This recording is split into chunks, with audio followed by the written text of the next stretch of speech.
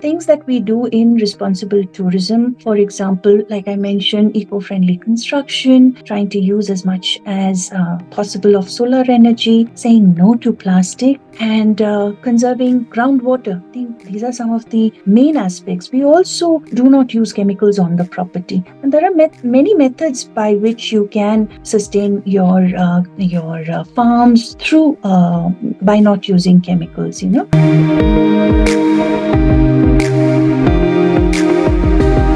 everyone, I'm Jitendra Singh, banker turned entrepreneur and author of the book Perfect Mastering the Art of Selling. I welcome you to read my story where I interview authors, speakers, coaches, celebrities, entrepreneurs, and more. Today I have with me Miss Rachel Ravi. She is a managing director of Red Earth Hospitality Group and a documentary filmmaker with a strong focus on sustainability. Her visionary leadership and passion for environment and social change have propelled her to revolutionize the hospitality industry through innovative practices, the blend of luxury with ecological responsibility. She has set new standards for environmental stewardship, making Red Earth Hospitality Group a frontier in the field. Additionally, her thought-provoking documentaries shed light on pressing global issues, inspiring viewers to take action and adopt sustainable practices. So her commitment to sustainability extends beyond her corporate role. She collaborates closely with communities, organizations, experts worldwide to empower them to thrive while preserving their cultural heritage and natural resources. By fostering meaningful partnerships, she ensures that sustainability efforts are both equitable and social impactful. With her dual roles as a managing director and a documentary filmmaker, she inspires journey showcasing her unwavering dedication to create a sustainable future and making a positive impact on multiple fronts. So today she will be discussing with us about her life journey. Welcome, ma'am. The platform is open and now over to you.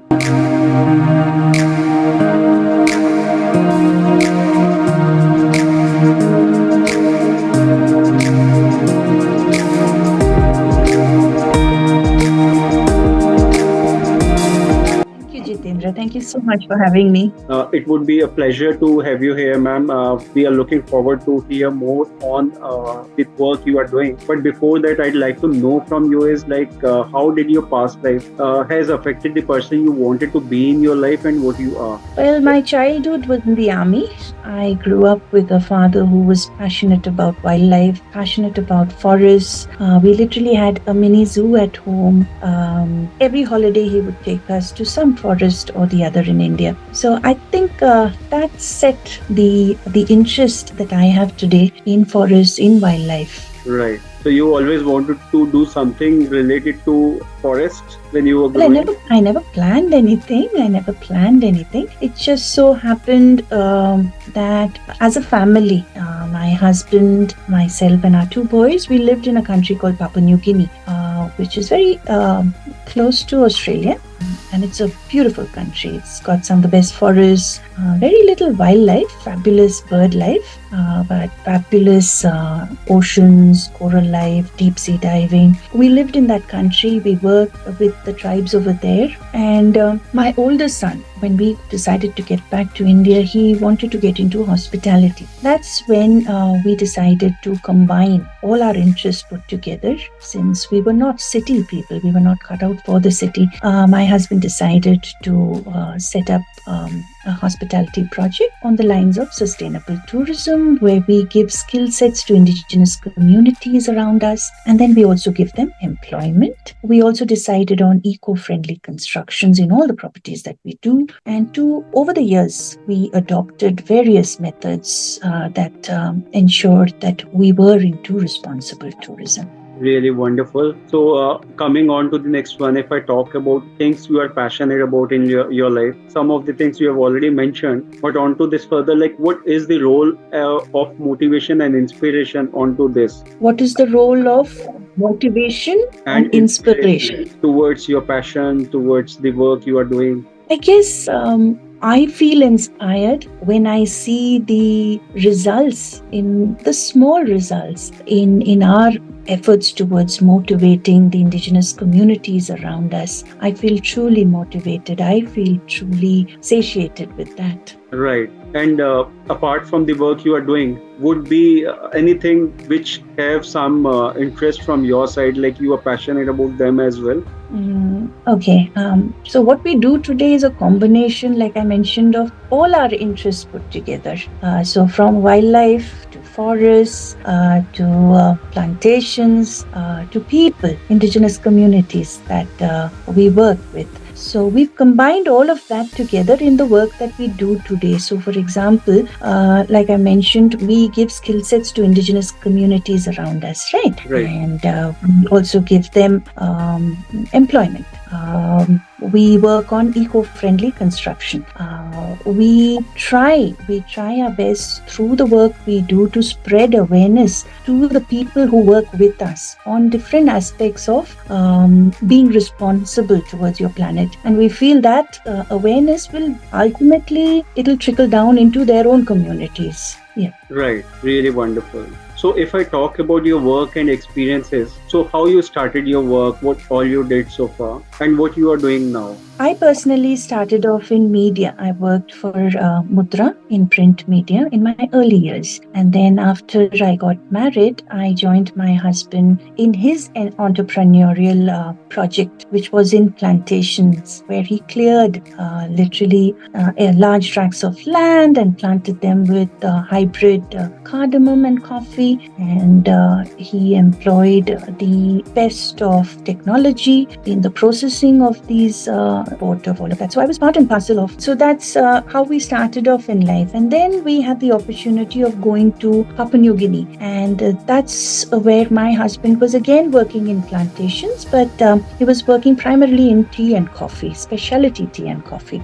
And I took up a job in teaching, and I worked with some very interesting people across Southeast Asia. And I had very interesting experiences as well. We came back to India about 15, 16 years ago. And like I mentioned, my son wanted to get into hospitality. We decided to do what we do today in responsible tourism. And today we have about 4 properties across the country where we do responsible tourism. Great. So I would be talking about what exactly it is, how it works. But before that, the next thing I'd like to know from you is like, what are the most important life lessons you have learned from your personal and professional journey so far? I would say that there's nothing which is impossible. There's absolutely nothing which is impossible. If you have a passion, if you have focus, and if you're prepared to do the hard work, the hard slog, there's nothing you can't achieve. You can. Right. That's really wonderful. Any other learnings you would like to share? Your experiences from Papua New Guinea? Papua New Guinea has about 800 tribes with 800 different languages. And I realized that it takes very little in life to actually enjoy life. These were people who lived in a very resource-rich country, but who did not have liquid cash in them. They had very simple lives. They literally lived off their land, and they were happy people. So Papua New Guinea taught me that it takes very little to make your life happy, provided you understand what is important, what is priority, and what can make you happy. Yeah, that's what Papua New Guinea taught me. And hospitality, I must tell you, I learned to be humble. I learned the customer is always right. And you can voice your opinion, but it's the way you voice your opinion that matters. So I literally learned to be very humble in the 10, 12 years that I worked in hospitality. Right, wonderful. Also, on a curiosity front, like there were 800 different tribes, all different in their language, their rituals, everything. Pretty much. Very different languages. There are tribes who live probably 2 kilometers, 3 kilometers apart, and they don't understand each other's languages. There's very different languages. Customs, I think most indigenous communities have similar customs. Yeah, I've seen even their art. dance forms across the globe, very similar. Yeah, whether it's the tribes in Kerala that we have, or the tribes in Africa, tribes in Papua New Guinea, their dance forms, their art, there's some similarity in that. Right. Interesting. So, if I now talk about your vision, mission, and goal in life for next 5 to 10 years from now, what do you Mhm. think that would be? So I'm excited by what we've done so far. I think it's achievable. I don't come from this background. We don't come from this background. We've been able to do it. I'd like to replicate what we've done with more properties, with much more smaller properties, but more focused properties. And I'd like to give as much employment, as much skill sets to as many people as possible across the country. Great. So, what does responsible tourism mean to you, and why did you believe it is important in today's world? Okay, we are aware that the resources in this planet is on the brink of depletion. My role, I feel, in responsible tourism is to bring this awareness into the village communities and to children, because I think there is still hope for this country if we touch these two factors: the village communities, if we can motivate them, and if we can bring awareness to both the village communities as well as the children. There is still hope for this country. So there are several things that we do in responsible tourism. For example, like I mentioned, eco-friendly construction, trying to use as much as possible of solar energy, saying no to plastic, and conserving groundwater. I think these are some of the main aspects. We also do not use chemicals on the property, and there are many methods by which you can sustain your farms through by not using chemicals. So these are the few areas that I have focused on. Great. So, focus is on like bringing in natural products. Absolutely. Great. So now onto this further, if I ask you, like, can you share some example where successful responsible tourism initiatives or projects that you have been involved in, like you have already working on? So what are the key factors that contribute towards its success? Can I give you some examples of what I've done, what we have achieved? Yeah, a couple of examples. One is when we have had staff who are at the lower level, say security level, wanting to be trained as naturalists, and we give them an opportunity to be trained as a naturalist, and they come up the ladder. That's extremely exciting for us. We've had people who have been in maintenance who have come up the ladder and who are today heading our maintenance for all the 4 properties. That's exciting. When I have women workers and who have issues, who have physical issues that they cannot talk about, and they do not have the means to go and see a doctor and explain these things, and I've been able to bring about the hospital or the healthcare to their doorstep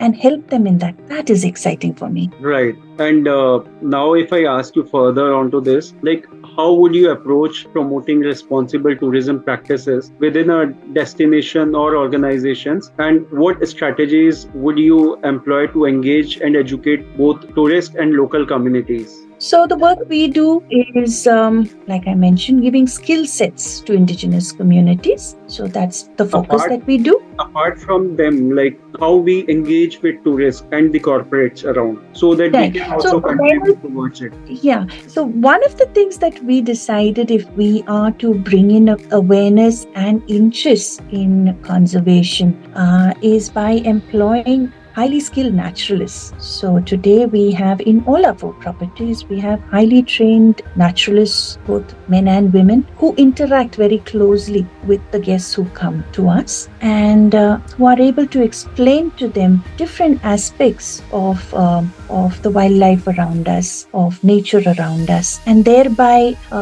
springing a kind of interest in these people towards different aspects of nature. I think that's a very important aspect of what we do today, the focus that we have on with the naturalists that we have. So that is how you're working in and around your properties. But the thing is, like, if we talk about responsible tourism, most people are not aware of. So how you think like this concept or this like new initiative can be brought into their minds or can be explained to them? So what are the ways or to spread awareness onto it? So for one, it's very important before a guest books into any of our properties that there is information on our website and all our collaterals so that they take a call, they take a decision whether they really want to take a holiday with us, because it's an offbeat kind of a holiday with us. Once they come and once they enjoy the whole experience, we have realized that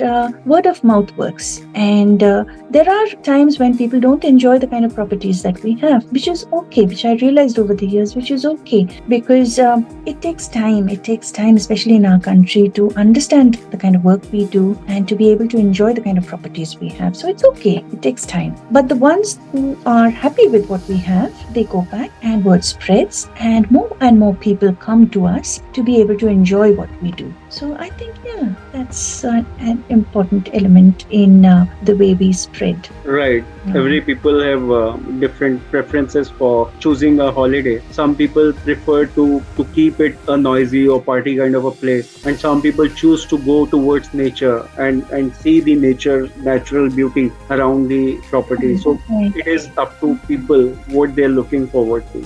Important for us to be able to explain it before they come to us, and once they come to us also, our highly skilled naturalists take them through with an induction initially, explaining the kind of property we have, how different it is from other properties, and how different your holiday will be with us, and setting expectations right, and then from there we start, and then we take them on this experience of being able to immerse yourself in nature and enjoy it completely, and also making them feel proud that they are contributing in some way towards responsible tourism. The very fact that you choose a property like us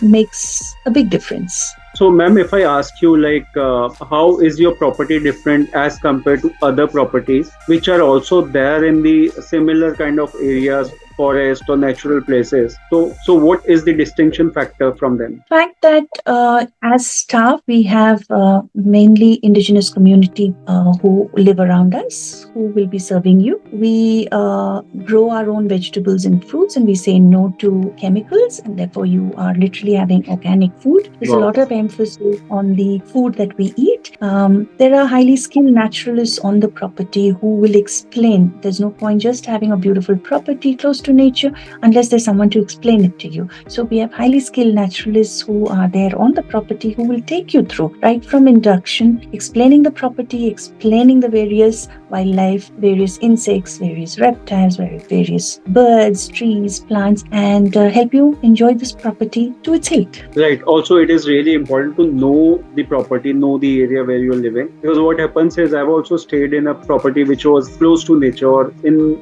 nature, but I could not see the property as a whole, and also could not explore things around the property nearby. Though I travel to city, but that place was missed actually. So that's really important. Yeah. You're working on that meaningful work you are doing. So now I'm coming back to you again. So what is your take on success? What are your beliefs or thoughts around it? Like I mentioned, if you decide that you can be the change, or if you decide you want to be part of the process in change, then that's half the battle won. You keep your focus going, the hard work going, and you will achieve success. There's no doubt to that. Right. Short and crisp, but really meaningful. Now we are on last one. Any message or advice you would like to share with our viewers and listeners?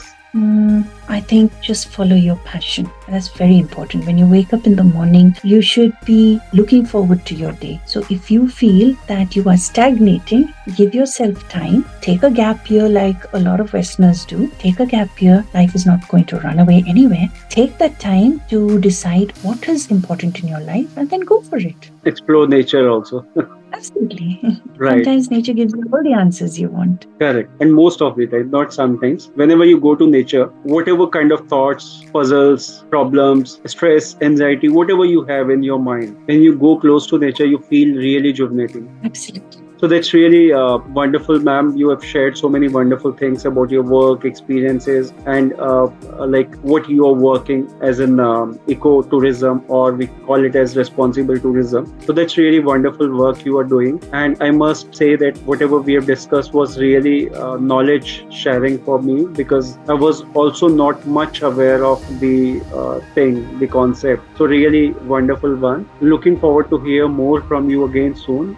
Thank you so very much for your time. Thank you, Jitendra. Thank you for having me. And also, I will share your social media link or the website link along with the interview so that people can be in touch with you, take your help and guidance wherever they feel like. And also, like they can come and visit your property as well. So, guys, don't forget to check that out too. Thank you so very much, everyone, for watching and listening. I hope you all must have gathered a lot of information and enjoyed watching it. Don't forget to like, share, and subscribe. Have a good time. Thank you, and bye bye.